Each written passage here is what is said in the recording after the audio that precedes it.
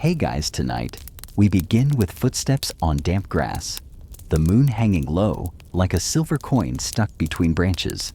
There's a cemetery gate creaking in the wind, and a lone figure stepping through with a notebook under one arm and a lantern in the other.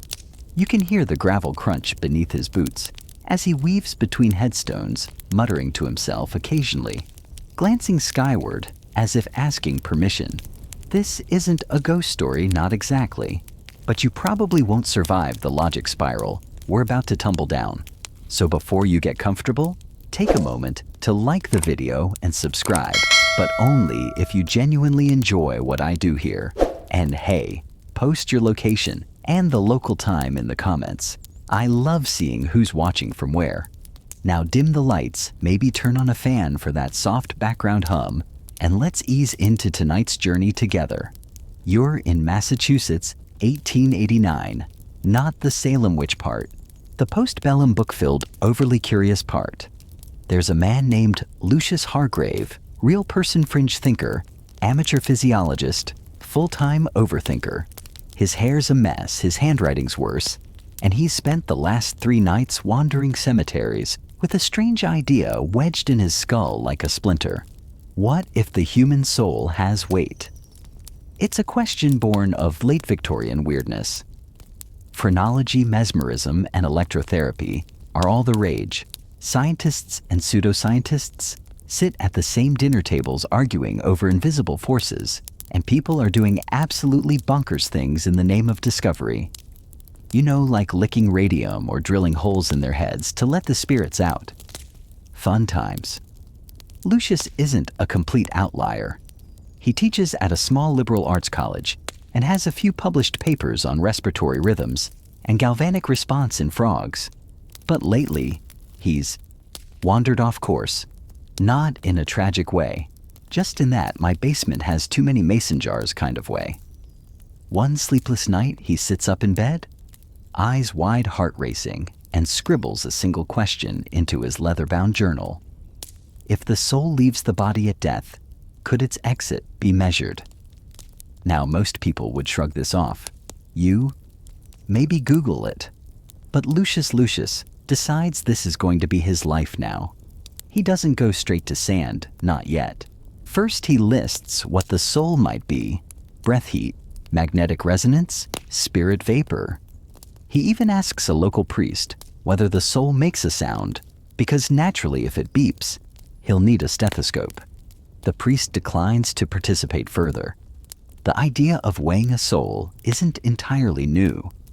The ancient Egyptians believed the soul, the ka, was weighed against a feather in the afterlife. If it balanced, you passed on. If it didn't, well, crocodile-headed devourer time. But Lucius wants something more literal. Something now. Not judgment. Measurement. He begins to sketch out crude diagrams. A bed perched atop a scale. A dying person stretched across it. Weights added, subtracted. Then, and this is where it gets truly.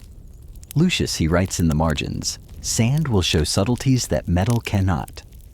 Wait, what? Yes, sand. See, Lucius has this theory that metal being dense and cold is too crude to register the ephemeral flicker of a departing soul. But sand is earthy, shifting, responsive. It's the medium of desert prophets, he writes, whatever that means. You try to follow his logic and realize that's like trying to catch fog in a tea strainer. But here's the thing, it's weirdly beautiful. There's something poetic about the image, a soul invisible and immortal, nudging the balance of a dish filled with grains of earth. Lucius walks the graveyard again, testing the soil. He fills pouches with sand from different locations, seaside, riverbed, churchyard, even imported Egyptian. Each labeled and dated. Each believed to resonate differently with divine discharge. You know you've officially entered fringe science when someone compares beached sand to soul static. He's not totally alone. Around this time, spiritualism is booming. Seances are drawing packed crowds. People are publishing diagrams of ghost anatomy. Thomas Edison, not joking, was rumored to be working on a spirit phone.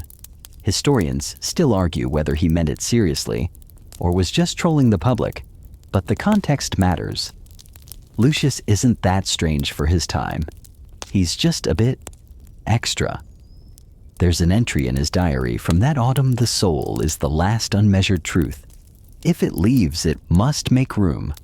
Even light casts weight in motion. You stare at that line. You kind of get it. You kind of don't. But either way, Lucius is convinced. He starts building. His first prototype is hilariously simple. A balance beam made of wood, suspended between two chairs with a dish of sand on each end. He places a frog on one side, a stone on the other, and waits for energetic difference. Nothing happens. The frog hops off. You wonder how many frogs were subjected to this before he moved on to drier subjects. Eventually, he refines the idea, adds pulleys, uses finer sand, marks measurements with hand-drawn graphs. He runs tests at sunset, believing the soul is more active at twilight, because of course it is. You've read enough bedtime stories to know everything weird happens at twilight. His colleagues start avoiding him at lunch. The janitor asks if the basement is safe. Lucius beams with pride. He's on the edge of something, he says. He just needs a terminal moment. You pause. Oh no, he's going to need someone dying. It's one thing to ponder the soul in theory, quite another to trap it on a balance beam as it slips the body. And Lucius Hargrave, with his sand scales and jittery ink sketches, now faces the hardest step in his soul-weighing quest, finding a dying subject. Now, don't panic. He's not a villain. He's not planning to sneak into hospital rooms with a stopwatch and a bowl of sand. Lucius is weird, not wicked, but the question eats at him. How do you measure departure without first facing death? He starts by visiting a local physician he knows from town lectures, Dr. Edwin Fox. Barrel-chested, fond of tweed, skeptical of just about everything. Lucius brings his notes, his diagrams, even a polished dish of river sand for dramatic effect. Edwin squints at the materials, nods politely, then asks, "And how do you know the soul doesn't fly sideways?" Lucius blinks. A fair point. They talk late into the evening. Lucius insists he needs consent someone terminally ill, but lucid someone who wants their final moment to help unlock life's last mystery. Dr. Fox says he'll keep an ear to the ground, which is the 19th century way of saying, "Don't call us, we'll call you." Weeks pass. Then one afternoon, Lucius receives a letter neat and brief. There is a patient. Her name is Eleanor M. Lane. Consent is given. Come with haste and dignity. You're not ready for how ordinary Eleanor is. She's in her late 60s, wiry and alert, tucked into a room above a bakery that smells like burnt sugar and cinnamon. Her cheeks are sunken, but her wit is sharp. When Lucius introduces himself, she says, "So you want to measure my ghost?" He tries to explain it better. She waves him off. "You can set your scales.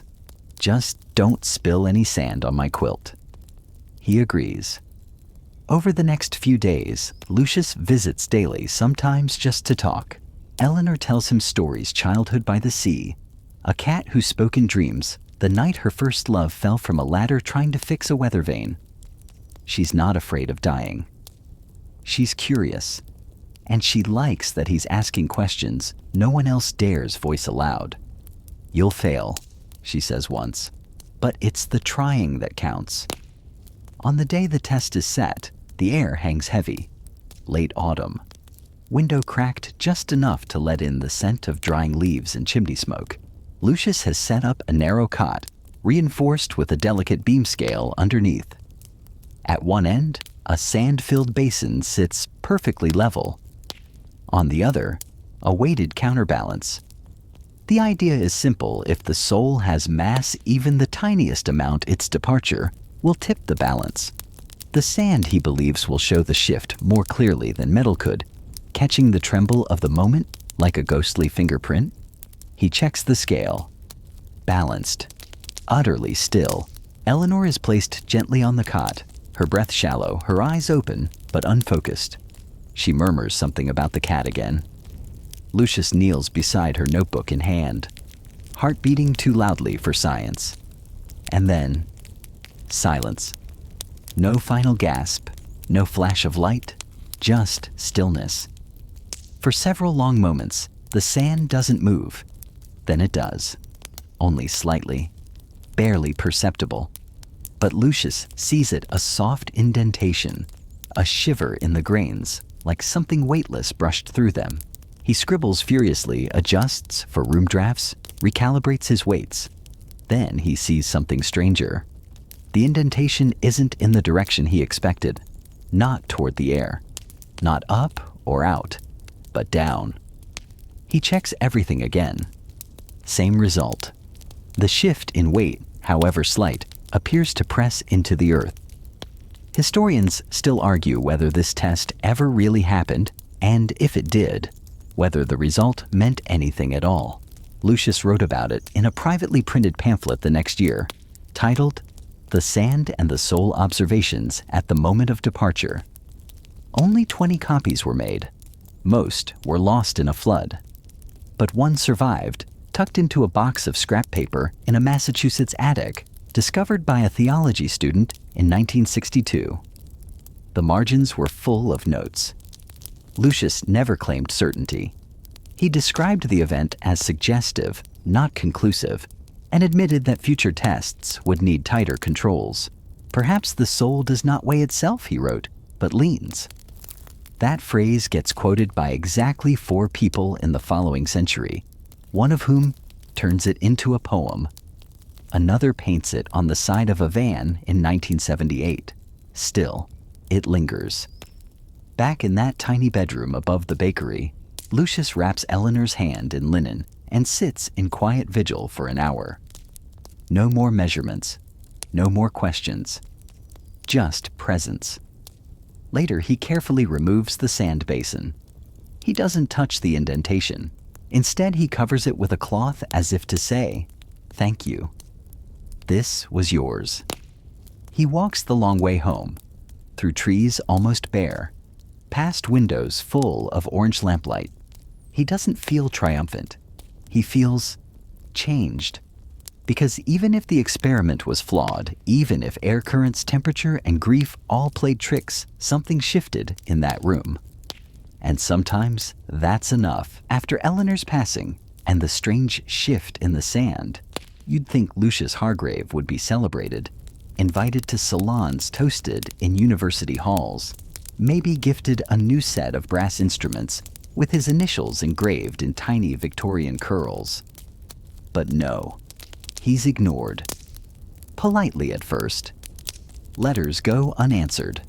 A colleague who once shared claret and cosmology at the pub now avoids eye contact entirely. Dr. Edwin Fox, ever the fence-sitter, sends one note that reads, "The world is not yet ready for your observations, nor perhaps is the soul." Lucius pins that to his wall, not because it's helpful, because it's honest. He retreats not to sulk, but to study. He spends long weeks revisiting classical texts, poring through dusty translations of Egyptian funerary rites, Sufi poetry, Renaissance diagrams that mix astrology with anatomy. He becomes particularly obsessed with the work of Paracelsus, that charming old alchemist who once claimed that the soul had a seat behind the eye and a hunger for starlight. Beautiful nonsense, Lucius admits, but perhaps not entirely wrong. You take a mental stroll through his study. Stacks of books teeter like Gothic towers. Half-filled notebooks gather like fallen leaves on the floor. His sand basin, untouched since Eleanor's death, now sits under a glass dome like a saint's relic. He doesn't dare disturb it. Instead, he builds something new. This time, it's a sealed chamber. Glass on 3 sides, airtight.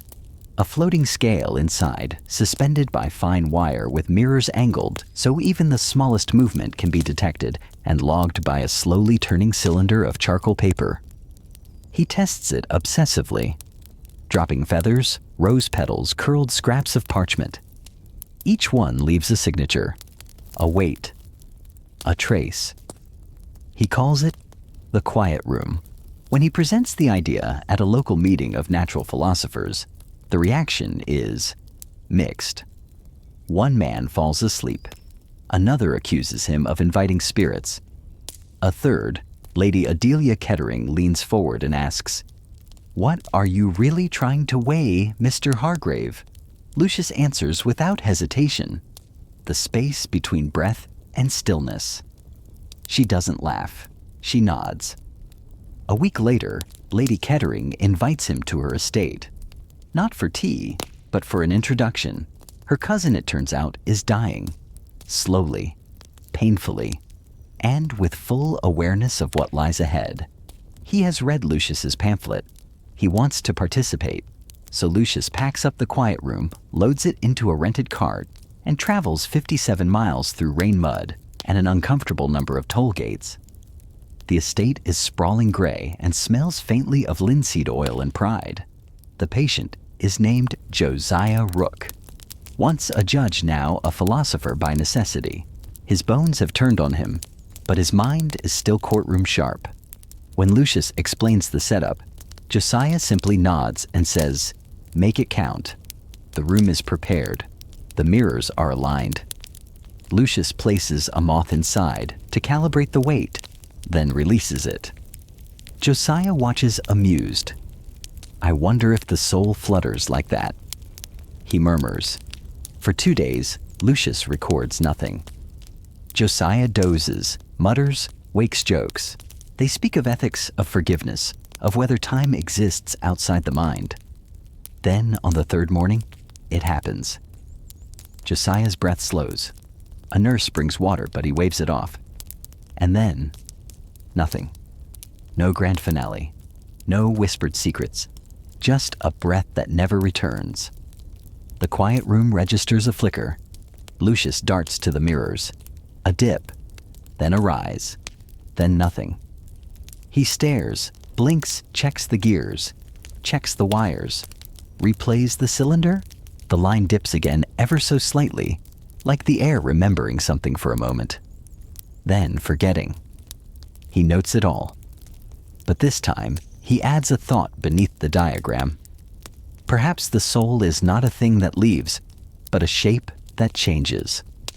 Historians still argue whether Lucius's quiet room data holds any real merit. Some claim the instruments were too rudimentary, too susceptible to drafts, to thermal expansion, to wishful thinking. Others are more generous. One modern physicist calls Lucius the first person to attempt spiritual measurement with material humility. Meanwhile, the quiet room gathers dust. Josiah is buried in the family plot, beneath a carved angel holding a book. Lucius doesn't attend the funeral.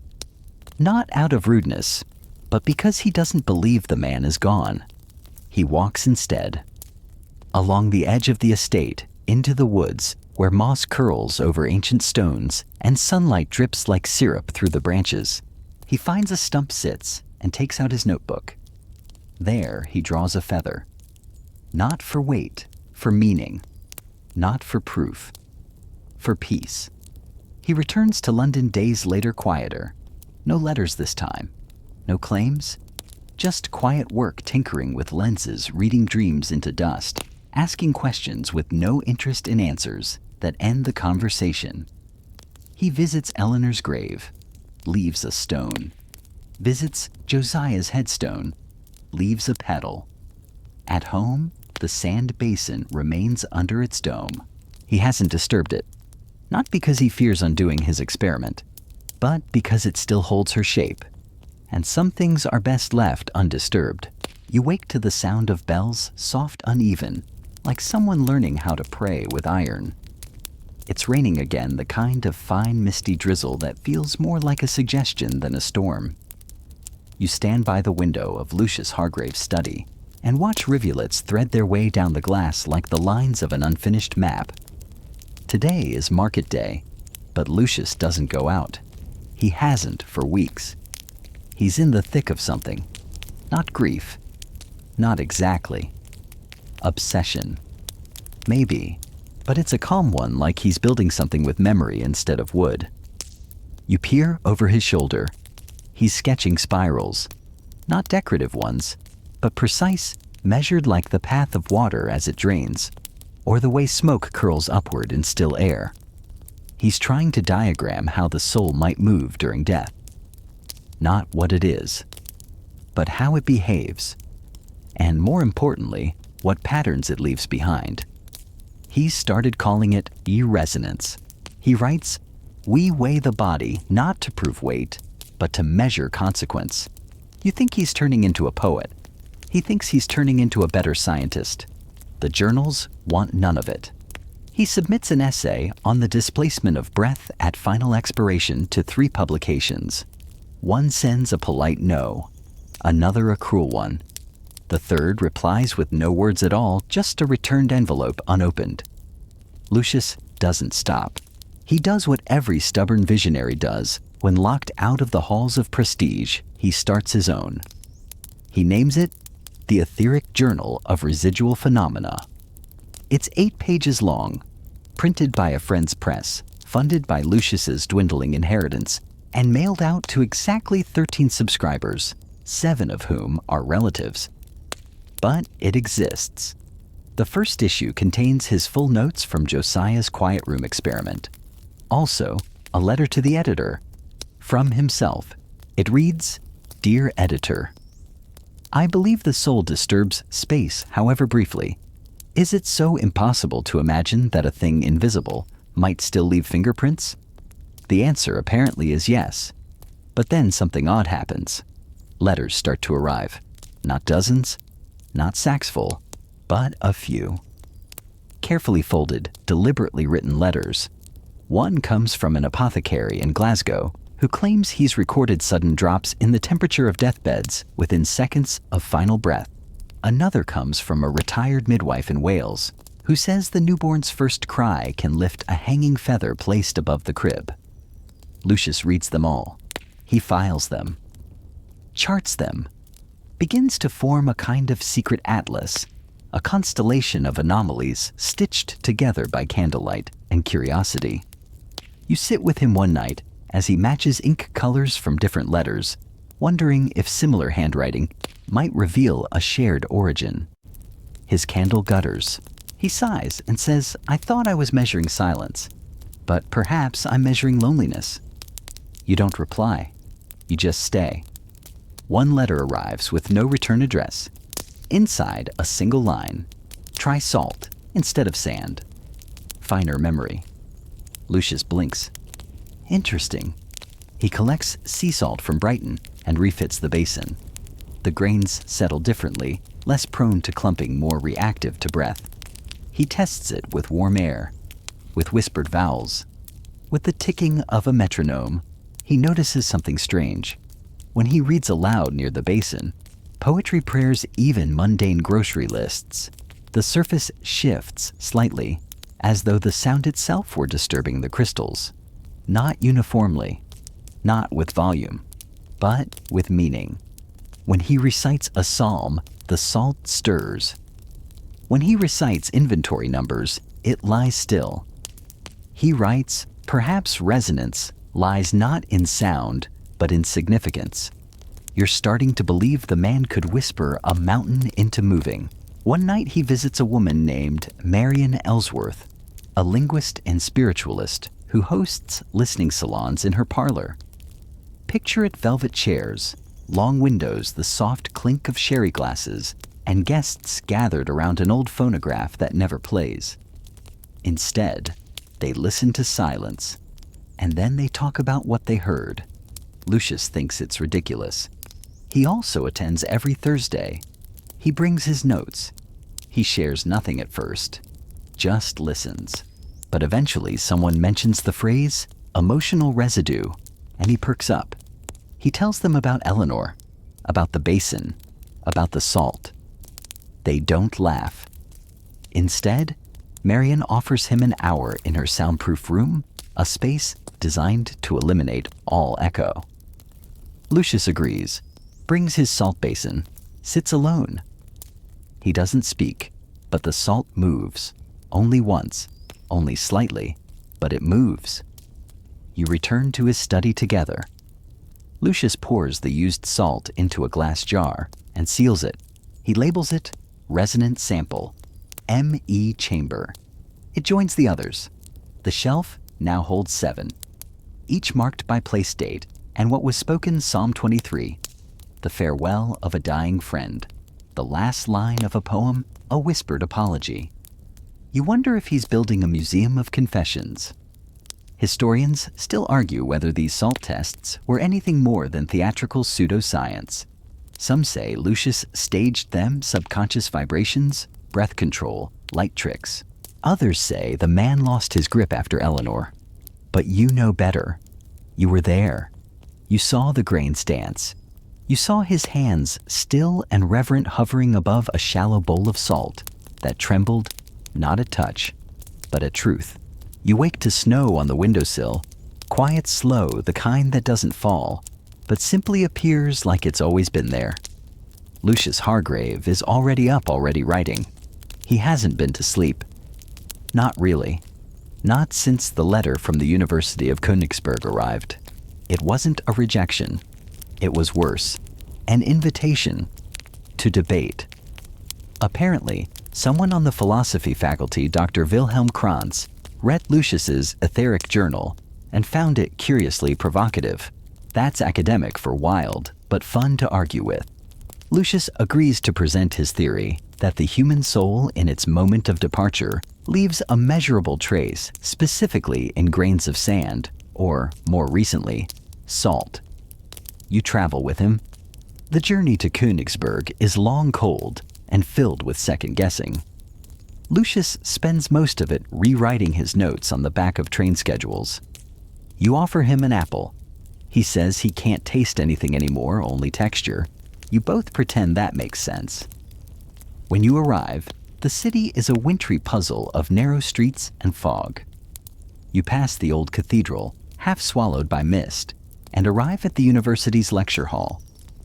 Tall, echoing, and just drafty enough to make your thoughts feel like they're shivering. The hall is filled with professors, students, skeptics. Lucius steps up to the lectern. He begins not with science, but with a story.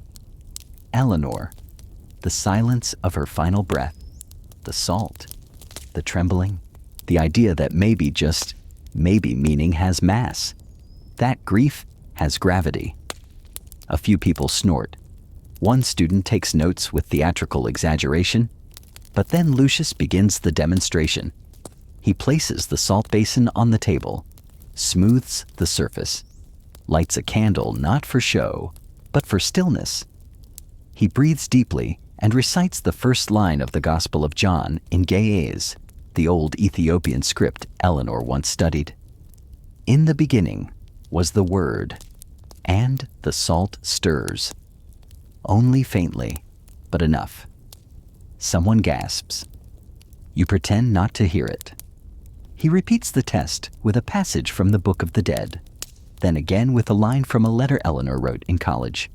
Each time the salt dances, subtle, erratic, but visible. He finishes with a simple phrase, I forgive you. The salt moves in a slow spiral. The room is utterly still. Then Dr. Krantz stands. He's tall, silver-haired, and looks like someone who argues with clocks. He clears his throat and says, Mr. Hargrave, what you demonstrate here is not science. It is sentimentality disguised as method. Lucius smiles. Perhaps. But sentiment leaves echoes. The debate is fierce. Krantz insists on mechanical explanations. Vibrations from the voice thermal pockets, from breath misaligned table legs. Lucius answers each point methodically, sometimes with science, sometimes with silence. Eventually, a physics student stands and asks the question no one dares. What does it mean if you're right? Lucius doesn't answer at first. Then he says, it means we matter more than we think, even when we're gone. That night, the university doesn't issue a verdict. It wasn't that kind of event. But word spreads. Some call him a fool, others a mystic. A few quietly ask for copies of the journal.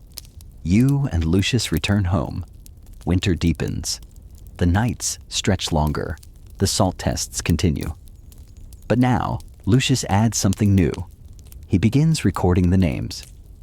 Each basin of salt, after a successful resonance, gets a slip of paper tucked beneath it. Just a name. Sometimes initials. Sometimes a date.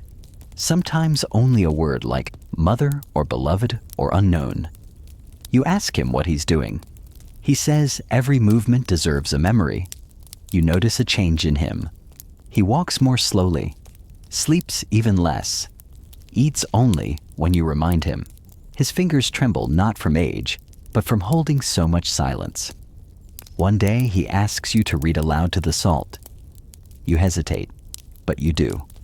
You choose a line from Rumi Don't Grieve. Anything you lose comes round in another form. The salt shivers ever so slightly. Lucius smiles. It prefers poetry. Historians still argue whether Lucius Hargrave was conducting genuine research or staging elaborate performances, whether his salt basins were tools of discovery or props in a grief-stricken theater. But you know, because you were there when the salt moved for your voice. You were there when Lucius, bleary-eyed and half-dreaming, whispered, "I think it remembers us." And you believed him. You still do. Spring arrives slowly, like it's testing the temperature first, dipping one green toe into the thawed soil before stepping all the way in. You and Lucius open the windows for the first time in months, and the house breathes. The salt, too, seems to breathe easier. Lucius begins refining his instruments. The basins are upgraded wider, shallower, and now each sits on a wooden frame with padded feet to eliminate vibration. He starts using sieved grains, evenly sized, almost musical, in how they flow from hand to bowl. Some nights you find him pouring salt just to hear the sound. You know, he says, once they used to throw salt over their shoulder to blind the devil. And now we whisper into it, you reply. He chuckles, but doesn't disagree. One day a letter arrives, not from a university, but from a woman named Clara Moss. She's read about Lucius's work in a footnote of a journal on metaphysics. Her son passed away 6 months ago. She's not a scientist. She's not even religious. But she writes simply, "Would you test the salt for him?" Lucius doesn't reply in writing. He packs a case. You travel north to a small village, nestled against the edge of a river that floods every year, but never leaves. Clara lives in a stone house with a blue door. She opens it without a word, and you step into a space that smells of rosemary dust and lavender soap. The boy's name was Elias. He was 11. His room is untouched model ships on the windowsill socks, still folded in drawers. A book on Norse myths, half read on the bed. Lucius asks Clara for something. He touched a page he wrote on a favorite toy, anything. She hands him a drawing, a sun with a smile. The crayon lines are thick, hopeful. Lucius sets up the salt basin in the kitchen beside a bowl of pears that have long since turned. You help steady the frame. He places the drawing under the basin, whispers a line from the child's bedtime prayer. Something about angels watching. And the salt lifts. It doesn't jump or scatter, it floats, just for a breath like static caught in sunlight. Then it settles again. Clara sees it. She gasps, then clamps her hand over her mouth. You do the same. Lucius lowers his head. No one speaks for a long time. Later, Clara says thank you. Not as a pleasantry, but like she's just put down a heavy bag she'd forgotten she was carrying. As you walk to the train, Lucius is quiet. You ask, "Did it work?" He nods. It always works, but not always for the salt. That phrase sits with you all the way home. Back at the house, there are more letters. Dozens. People asking, hoping, pleading. Some offer payment. Most offer stories. One woman sends a lock of hair. Another a hymnal. One man sends a cassette tape of his father's voice and says, "Just try."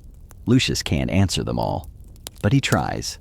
He sets up rows of salt trays now, each with a tag, a name, a date, a fragment of meaning. You help organize them, help light the candles, help sweep the floors.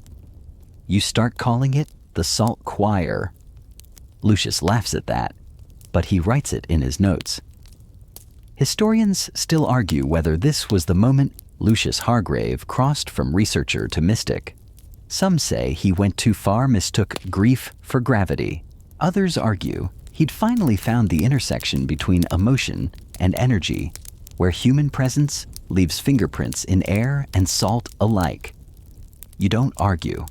You were there when the salt sang. You were there when a woman wept because a grain rose for her daughter's name. You saw how Lucius's hands never stopped trembling, but his voice grew steadier. Each week he selects a passage to read aloud. Sometimes scripture, sometimes poems, once the weather forecast from 1936, because a widower swore it had been read the day his wife died. The salt moved anyway. Lucius starts writing again. Not in his journals, but in letters. Responses to the people who send him scraps of memory. He never promises results. Only reverence. You think that's the right word. One day he calls you to the window. There, he says, pointing to the garden, a robin hopping near the edge of the path. That's the third time she's visited this week. I think she likes the Psalms. You smile. Should we name her? He nods. Eleanor, obviously. The salt moves more gently now, like it's learned patience. Lucius writes in his notes, "We're not measuring souls. We're measuring echoes. Some so faint, you need silence, stillness, a certain angle of light. But they're there. You believe him, because you've seen it." The summer heat settles in like a lazy cat, stretching itself across the floorboards, curling into corners and refusing to move. The salt grows fickle. Some days it leaps like joy. Others it sulks in place, no matter the prayer, the story, the song. Lucius says it's the humidity. You suspect it's something else. You find him more often now, just sitting by the window with a notebook in his lap and a fan turning slowly overhead. His eyes don't follow the page. They follow something farther away. He still tests the salt every morning, every night. But now there are longer pauses between motions. He watches each grain fall like it's telling him a secret. You try not to interrupt. When you do speak, it's to ask gentle things, how his tea is, whether the ink in the pen needs replacing, if he wants eggs. He always says no to the eggs. Then one day he calls you to the study and points to the ledger. A name has appeared that neither of you wrote. It's faint. Curled script, a little crooked. It says, "Remind me." You both stare at it. Lucius doesn't speak for a long time. Finally he says, "I had a brother. Died when I was 8. I haven't thought of him in years." You ask if it's his brother's name. "No," he says. "It's mine. That's my handwriting. But I don't remember writing it." You don't push. Instead, you close the book and place it gently on the shelf. Sometimes, the soul writes back. The next day, Lucius begins a new experiment. Not with letters, not with voices or names, but with silence. He fills a basin with salt, places it beneath a canopy of sheer cloth, and sits beside it. No chants, no stories, no prayers, just breath. He stays there for hours. You join him. At first, it's uncomfortable, like you're waiting for something to break. Then it shifts. The breeze outside seems slower. The floor creaks like it's stretching. Your breath finds a rhythm you didn't know it needed. The salt shifts. Only a little. Just enough.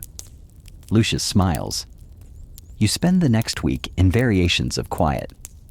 Reading aloud. Then not reading. Playing a single note on a recorder and watching how the salt responds to pitch, not language.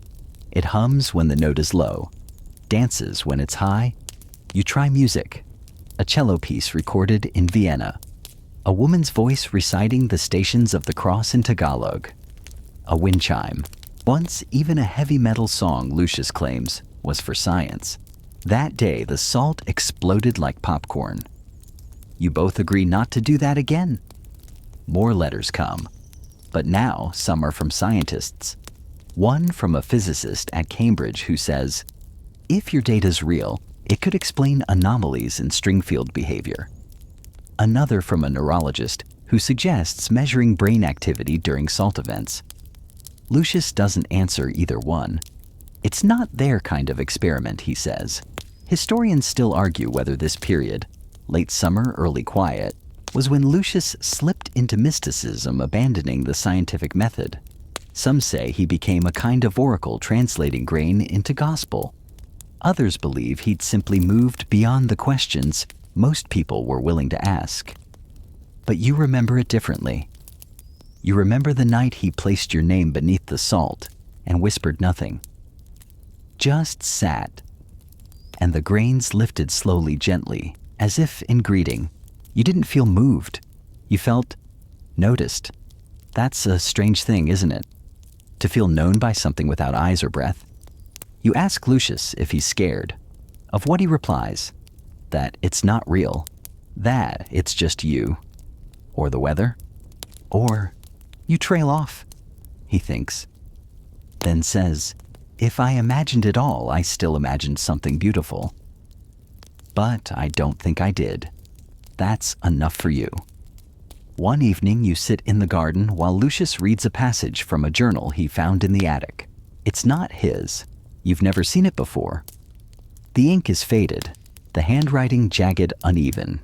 It's a list of names, each with a date, some with a note beside them, light wept, refused. Lucius turns to the last page. There's your name, and the word soon. He looks at you. Neither of you say anything. That night the salt sings without sound.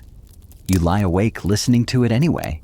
You wake to the sound of rain, a soft pattering like fingers drumming against a page. The kind of rain that doesn't rush, doesn't roar. It simply exists. Steady, humble, familiar. Lucius is already in the study, his slippers, mismatched hair, a storm cloud of its own. He's watching the salt again as usual. But this time it's different. This time the salt is gone. Not scattered. Not spilled. Gone. The basin is clean. Dry. Empty. You check the windows. No drafts. No leaks. No signs of mischief.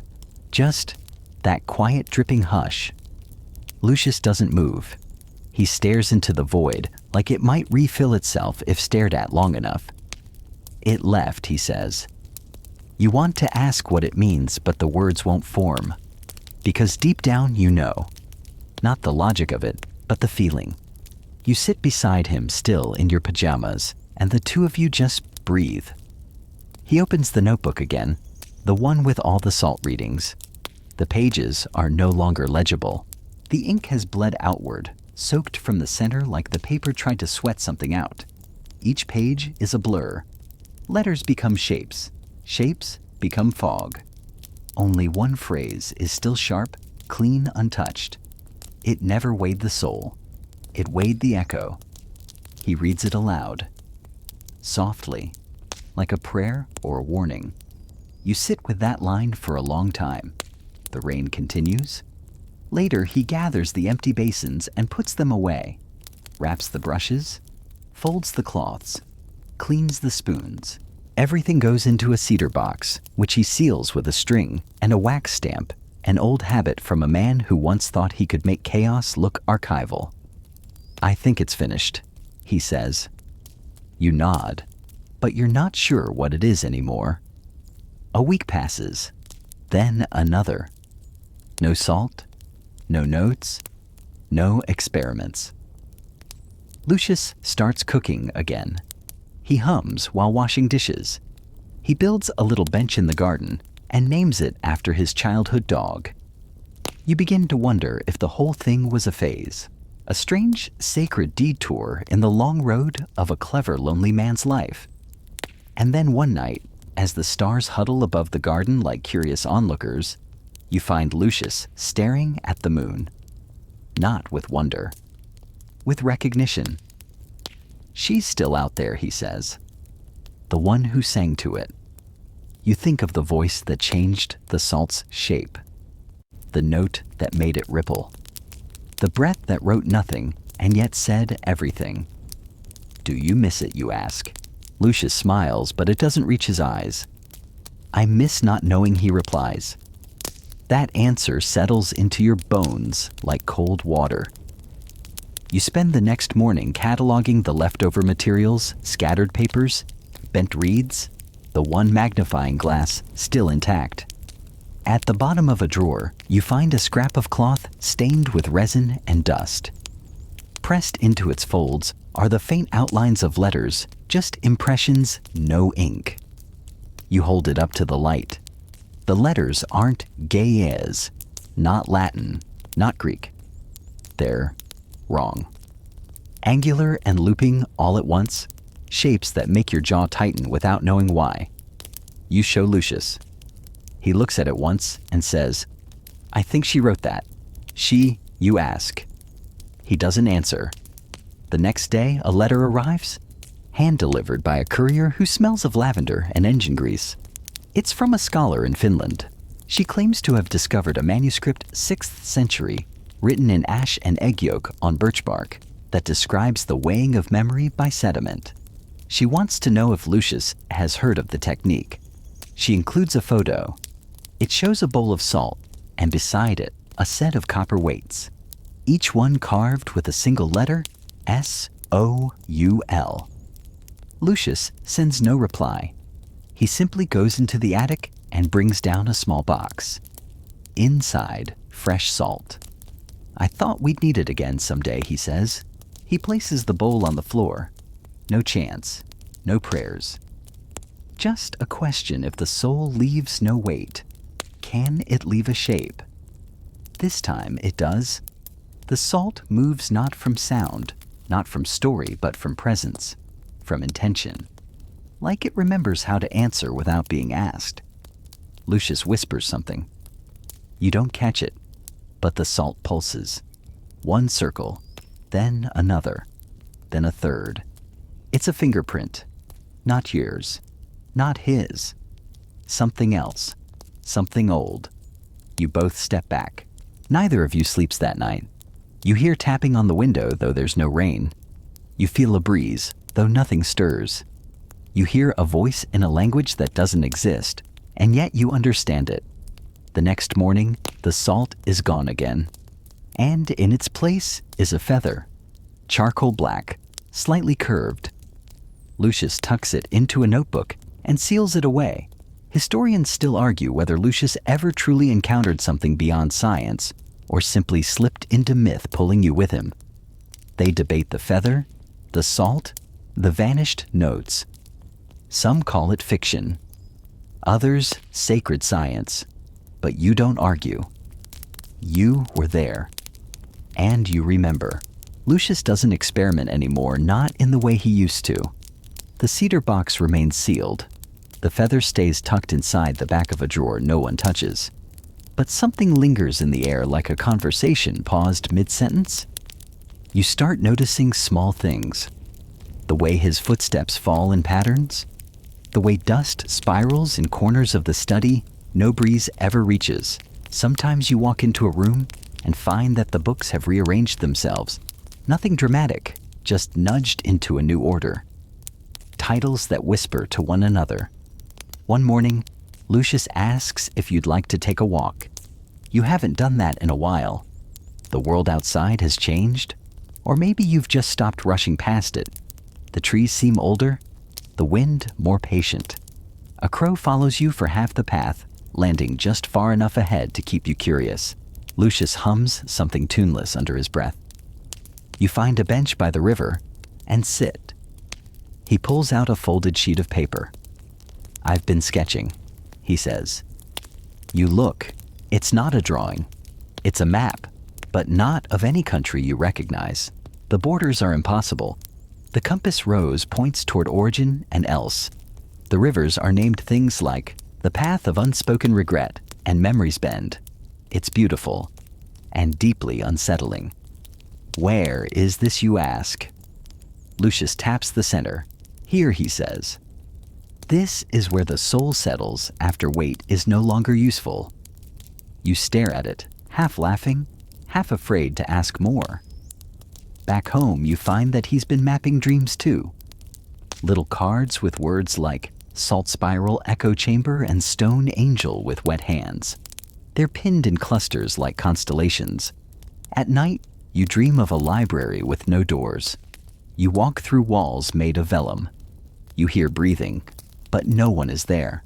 And then you wake up, and your pillow smells faintly of ash. Lucius becomes quieter. Not sad. Just still. Like a well that's gone deeper. You catch him once, just sitting in the study, no books, open hands folded on his knees, staring at the space where the salt basin used to sit. I think she's still measuring, he says.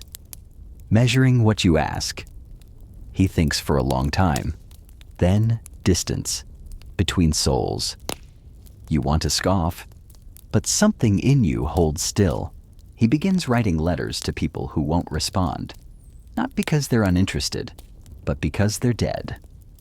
Old mentors, forgotten colleagues, one to his mother. He folds the pages and seals them with wax, then burns them one by one in the hearth. You never ask what they said.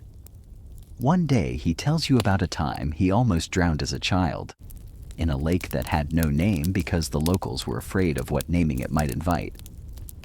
I didn't panic, he says. I just listened. I thought if the soul has a sound, I want to hear it before I go. And did you? He nods.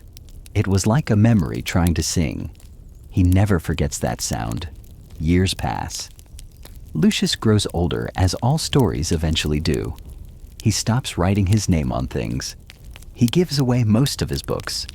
And one day, while you're unpacking groceries, he hands you a small wooden box. This is for you, he says. Inside, one last packet of salt hand ground, sealed with linen. A folded note sits on top. If it ever speaks again, it says, just listen. Don't measure.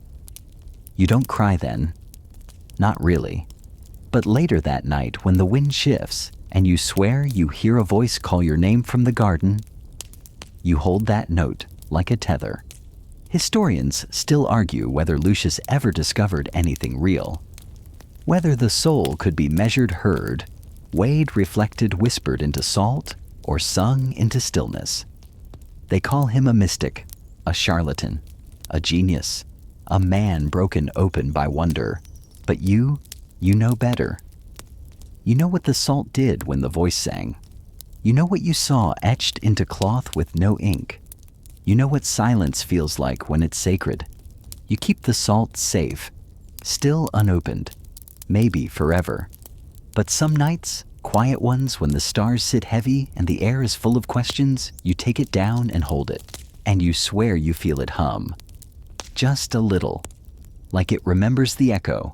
You're alone now. Not tragically, not mournfully. Just naturally. The way a lantern is left behind after the sun rises. Lucius is gone. Quietly in his sleep. No drama, no final pronouncement. Just a long exhale like someone finishing a story and deciding not to begin a new one. You find him with his hands folded and a thin smear of salt on the floor beside the bed. No one else was there.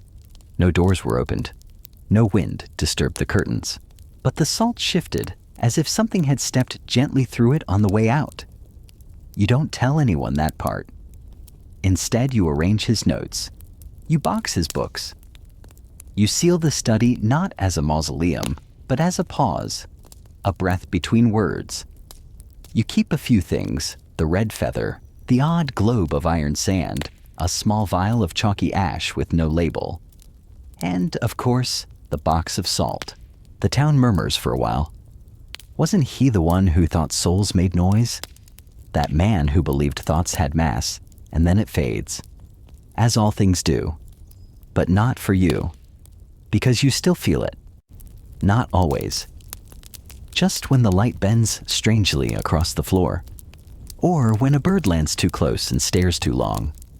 Or when you're washing your hands and the water hums in a pitch that doesn't belong to this world. You start walking again. Same routes Lucius liked. You stop under certain trees.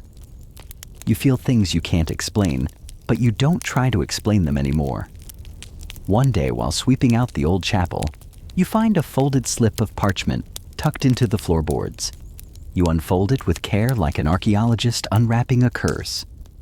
On it, written in that same impossibly thin ink, "We are not meant to understand. We are meant to remember." You keep that too. You've never tried to replicate his experiments. Not really. But sometimes when no one's around you, sprinkle just a little of the salt onto your windowsill. Just enough to catch the moonlight. And once, just once, you hear it hum again. A single note. Faint, like someone singing across a frozen lake. You freeze. You wait. It stops. But now you know. You weren't imagining it. You weren't alone. Over time, you start to write. Not to prove anything. Just to trace the outline of the mystery Lucius left behind. You write about stillness. About silence. About what it means to love something too big for answers. You give a lecture once years later. Someone asks you if you ever believed the soul could be weighed. You smile. No, you say. But I think it leaves fingerprints. And somewhere Lucius would be laughing, or humming, or rearranging stars. Because even now, after all this time, you sometimes dream of a room filled with light, where books flutter their own pages and feathers float mid-air. Lucius sits at a table carving spirals into wood. He doesn't speak, but the look in his eyes says, "Took you long enough." You wake up and reach for your notebook. One more line, one more breath, one more echo. The weight of the soul was never the point. The point was paying attention, listening, letting awe live where answers used to be. And now, as the last candles of the story flicker low and the hush of sleep draws near you, stretch out under your blanket and feel the day soften. A long breath, a still room, a silence that isn't empty, just full of memory, of wonder, of Lucius, and you, together still listening. The light outside is faint now, barely brushing the edges of the windowsill. Somewhere a breeze moves gently through the trees, lifting one leaf, then another. The story is done, but its echo lingers soft, like footsteps on salt, or a question whispered beneath the breath. Let your body ease into stillness. Let your limbs grow heavy. Your breath deepen, your thoughts drift like grains of sand, shifting in a slow cosmic tide. You've traveled far tonight, through quiet libraries and starlit experiments, through failures and faith and featherlight signs that something more might be out there or within. And whether you believe in souls, or science, or simply the beauty of not knowing, you were here. You walked the path, and now you rest. There's no rush to close your eyes. Let them fall gently when they're ready. Let sleep come not like a thief, but like a friend who knows just when to arrive. There's nothing more to do, nothing more to solve. Only this peace, this hush, this breath. Wherever you are, however your day unfolded, you are safe now. You are part of the story, and the story is still singing somewhere, just beyond the waking world. Thank you for joining us on this journey today. Maybe by now you've already drifted off to sleep, and if so, we hope this story brought you peace of mind and helped you rest a little easier. Deep sleep makes life better, and we're truly happy to be part of that. Until next time, sweet dreams.